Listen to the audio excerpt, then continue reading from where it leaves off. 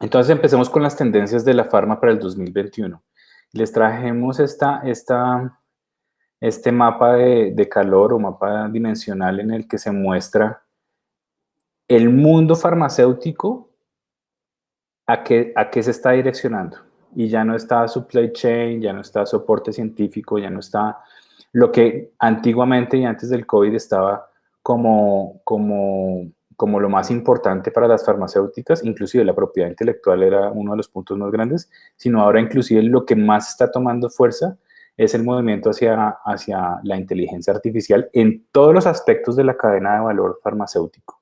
¿Sí? Fíjense que más del 21% de las compañías multinacionales en el mundo están dando el especial énfasis a la inteligencia artificial. Ahora hablamos un poco sobre eso. Y en segundo lugar, digamos, el análisis de los datos, ¿cierto? Y la Big Data.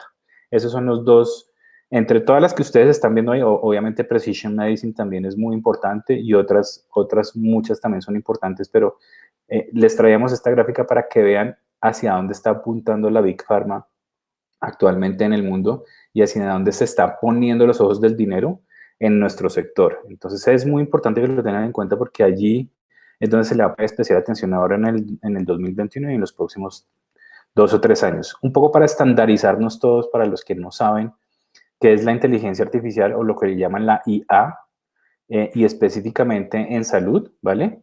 Acuérdense que la IA es básicamente algoritmos robotizados, o sea, algoritmos que los hace un software o que los hace un programa, ¿cierto? Que está planteado y está creado para un propósito, ¿cierto? Y que tratan de simular las capacidades de un ser humano, ¿no? Para eso les traigo un ejemplo de una presentación que hizo Google hace más de 2 años y medio sobre cómo un asistente virtual puede funcionar como una IA.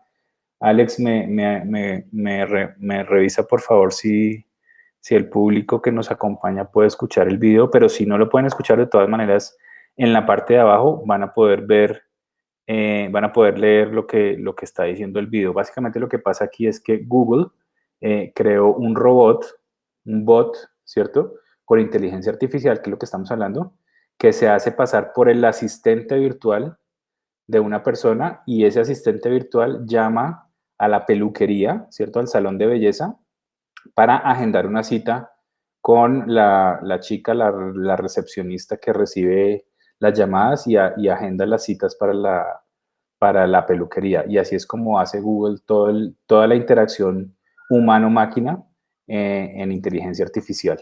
Entonces, Even in the US, 60% of small businesses don't have an online booking system set up.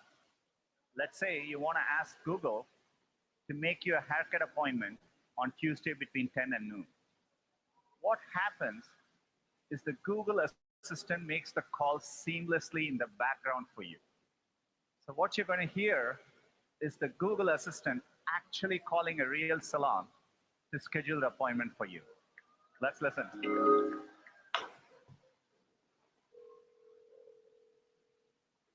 can I help you? Hi, I'm calling to book a haircut for a client. I'm looking for something on May 3rd. Sure, give me 1 second. Sure, what time are you looking for around? At 12 p.m. We do not have a 12 p.m. available. The closest we have to that is a 1:15. Do you have anything between 10 a.m. and 12 p.m.? Depending on what service she would like. What service is she looking for? Just a woman's haircut for now? Okay, we have a 10 o'clock. 10 a.m. is fine. Okay, what's her first name? The first name is Lisa. Okay, perfect. So I will see Lisa at 10 o'clock on May 3rd. Okay, great. Thanks. Great. Have a great day. Bye.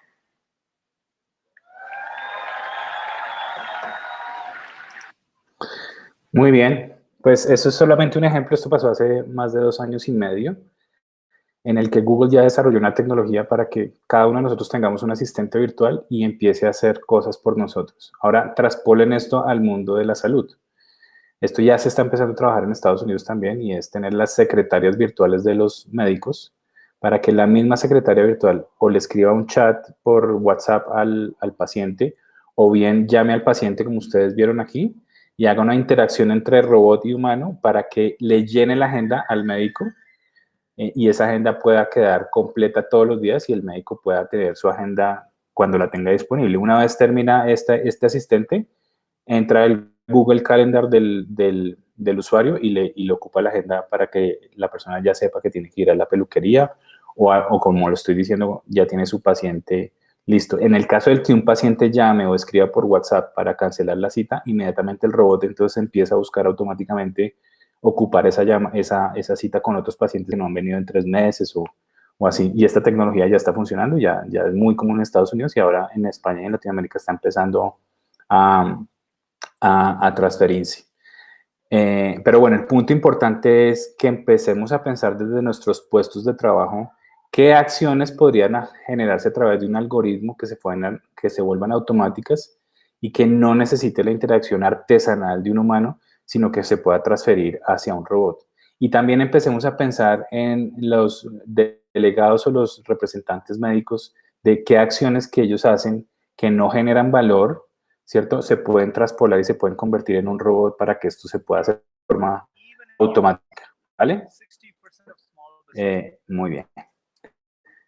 Entonces, el primer consejo sobre la megatendencia de inteligencia artificial es que empiecen ya a trabajar sobre sus algoritmos y la primera forma de hacerlo es empezando a trabajar sobre los workflows o sobre los algoritmos de sus segmentos o de sus audientes, ¿cierto? Sus médicos audientes o sus pacientes o sus instituciones y ustedes generen sus flujos de trabajo en lo que pudiera eventualmente un robot o un algoritmo hacerlo de forma automática y simplificarles su trabajo y su estrategia de marketing. En esto nosotros nos hemos especializado mucho en Mentum y bueno, para el que quiera, con mucho gusto les podemos ayudar a generar sus workflow. Ese es el primero. Y el segundo es la analítica de datos. Tan importante es como empezar a penetrar la inteligencia artificial en salud, como también aprender a leer y a entender los datos digitales, ¿sí? Se está generando demasiada cantidad de datos de salud en las instituciones, en las historias clínicas, inclusive en los iWatch o en los relojes digitales. Toda esa cantidad de datos que se están sumando están generando una gran cantidad de información y cada vez más es más difícil extrapolar datos porque la suma de los datos está complicando el análisis. Entonces, lo primero que hay que hacer y la recomendación de nosotros es, primero, estudien análisis de datos. De hecho, como lo van a ver ahora al final, el siguiente webinar es precisamente sobre este tema porque le cuesta mucho a nuestro ecosistema y a nuestros clientes y a los decisores entender la analítica de datos y tomar decisiones basado en eso. Entonces, un punto y para el futuro de nuestras profesiones es empezar a especializarnos específicamente en este tema y es en el análisis de datos digitales. También es importante en la tendencia, pues, hacer el journey map del profesional de salud, del paciente y de la institución. Este estudio que hizo Deloitte en España sacó ayer o antes de ayer esta conclusión y es que en el 2025 el hogar será el sitio habitual del cuidado de la salud de todos nosotros y los hospitales cada vez van a estar solamente enfocados a temas muy específicos de tratamientos avanzados o tratamientos especializados para traumatología u ortopedia y para emergencias, ¿vale? Entonces, eso también va a ser un cambio muy fuerte en la percepción de los pacientes y en la conexión médico-paciente y en la comunicación médico-paciente que va a seguir muy vigente la telemedicina, aunque haya cierta resistencia, va a seguir pesando y haciendo mucha fuerza para que esto suceda.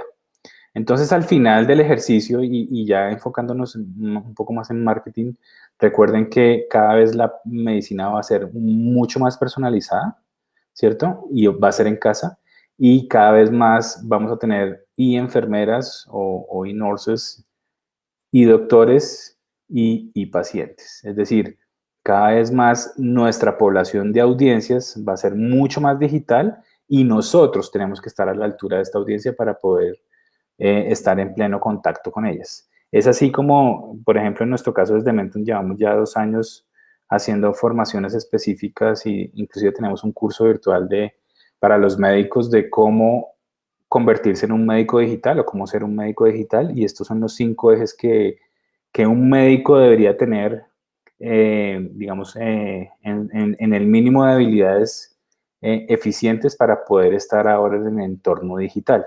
Estas 5 dimensiones no son sacadas de nuestros cabellos ni nada, sino efectivamente son basadas en estudios y en lo que el mercado ha mostrado de lo que se necesita para que un médico sea competitivo hoy y para que sea hábil en el mundo digital, ¿sí? Es decir, que ya no solamente la habilidad y el reconocimiento clínico es importante, sino también la destreza digital para nuestros profesionales de la salud. Entonces, por un lado, los médicos tienen que estarse, digamos que, educándose en esto y convirtiéndose en hábiles en el mundo digital, pero por otro, la industria y los clientes y los proveedores de salud también deben ponerse a la altura de cada uno de estos médicos, ¿no? E inclusive ayudarles y ser, digamos que su mano derecha en ese fortalecimiento digital de los profesionales de la salud. Inclusive este estudio que también está calientito, lo traje, salió la semana pasada, aún inclusive cuando WhatsApp no se puede usar en algunas multinacionales y bueno, ya sabemos todo el problema que puede existir por compliance y por los diferentes riesgos que tiene, WhatsApp y los medios digitales siguen haciendo presión sobre lo que prefiere la gente y al final vamos a tener que acostumbrarnos a que el mercado va a presionar sobre esto y vamos a tener que orientar nuestras estrategias en la cual regulatoriamente lo podamos hacer, ¿cierto? Pero que además sea eficiente y útil para nuestros clientes, ¿no?